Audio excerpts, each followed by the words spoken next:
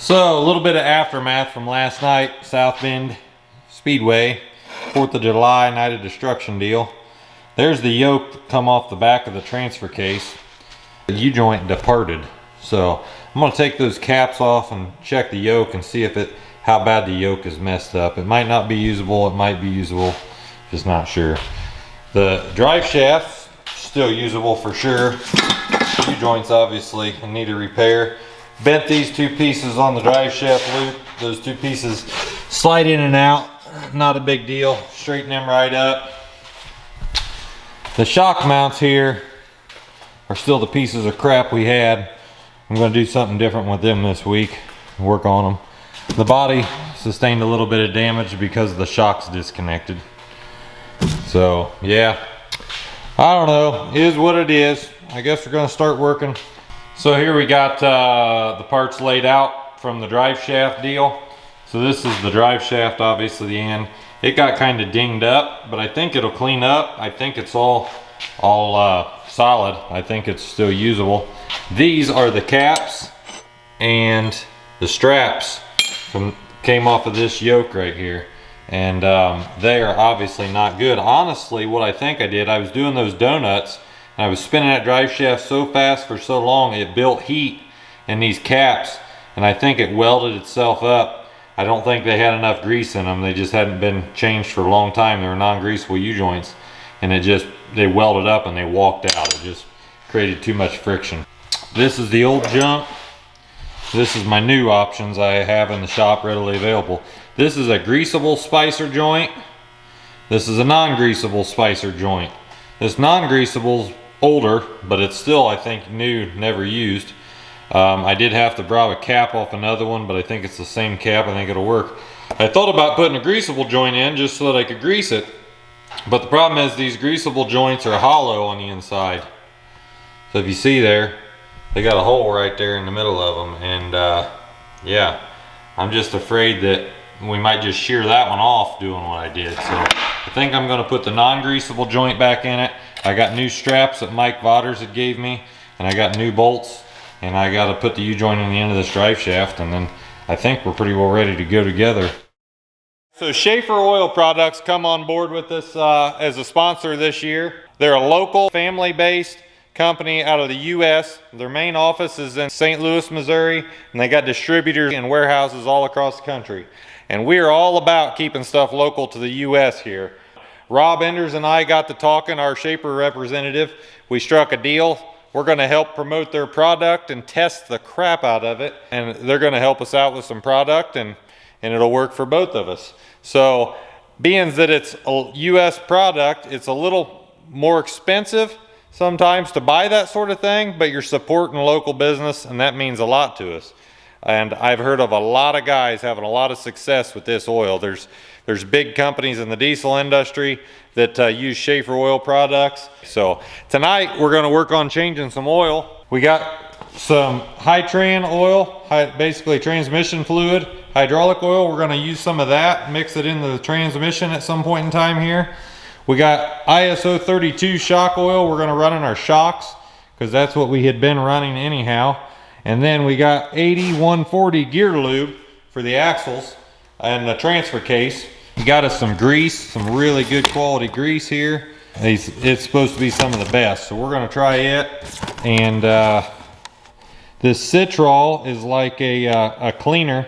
It basically will take off residue of stickers and all kinds of stuff. Tree sap, it says, tar, whatever. So got some of that. And then we got 1540 racing engine oil right here.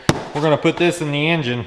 So Rob claims he has customers that switched over to Schaeffer oil that were changing their oil like every 5,000 or 7,000 miles in diesel engines like this.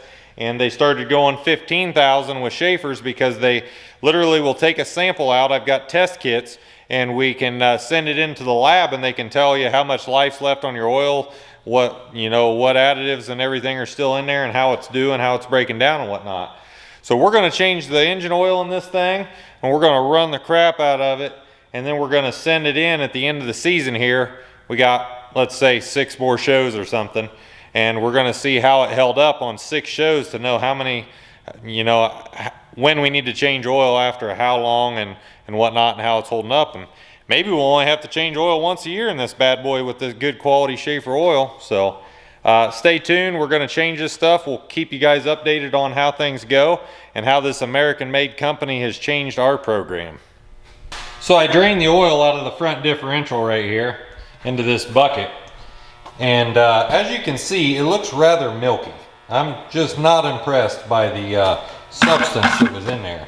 I had put some Lucas hub oil in there and some regular 80/90, but man, it just looks like it's so polluted with water, contaminated, you might say. So one of the sales pitches for this Schaeffer oil that Rob sold me was the fact that I told him I want to float this thing on water someday, and I said, man, I just hate to put good oil in this thing and then have to drain the axles back out, just ruin the oil, you know. I said I might as well just leave the old junk in there. And Rob says, no, that's not how that works. He said, you put good oil in there and then you just drain the water out of the bottom of it and you leave the oil in there and it'll be fine for a long, long time. So to prove that fact, here's what he did. Took this bottle of water we got right here, took some of this 80/140 Schaeffer's gear lube and poured it on top of it. And as you can see, it is a clear separation. I mean, it is night and day where it's at. What he did is, he said, shake that up. So we did. Approximately 30 seconds, that stuff rises and the water sets below the oil goes to the top, the water to the bottom. You can see it working up right there.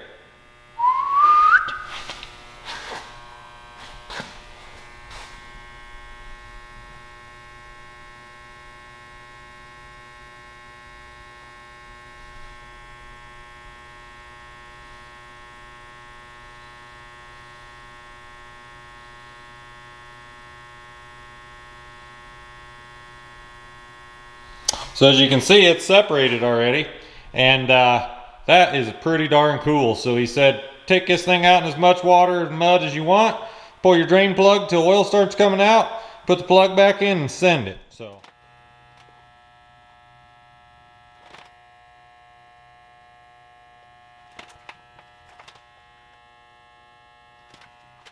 I drained the oil and I dipped this water bottle in what came out of this truck, and if you can see, this oil is black. I mean, it actually still has some viscosity to it, but man, it's not very nice stuff. It was well overdue for an oil change. So the big thing about changing your oil in a diesel is it's because the more power you make, the more smoke you make, whatever, the more soot gets past the rings, and that blackens the oil. That obviously damages the quality of it a little bit. So you got to make sure to keep an eye on that. But with like a monster truck, and most of them are blowing alcohol engines, they change oil a lot more often because alcohol gets past the rings and it contaminates it, and that really takes the quality oil downhill. But so now we're going to put this high quality Schaeffer's oil in it, and we're going to run it for 5 or 6 shows, whatever we got left this year, and then this winter we're going to send out a sample and we're going to see how much damage we did to the oil in that amount of time, and then we'll know, you know, how often we need to change it and how bad it's getting polluted with this old 12 valve that smokes like it does.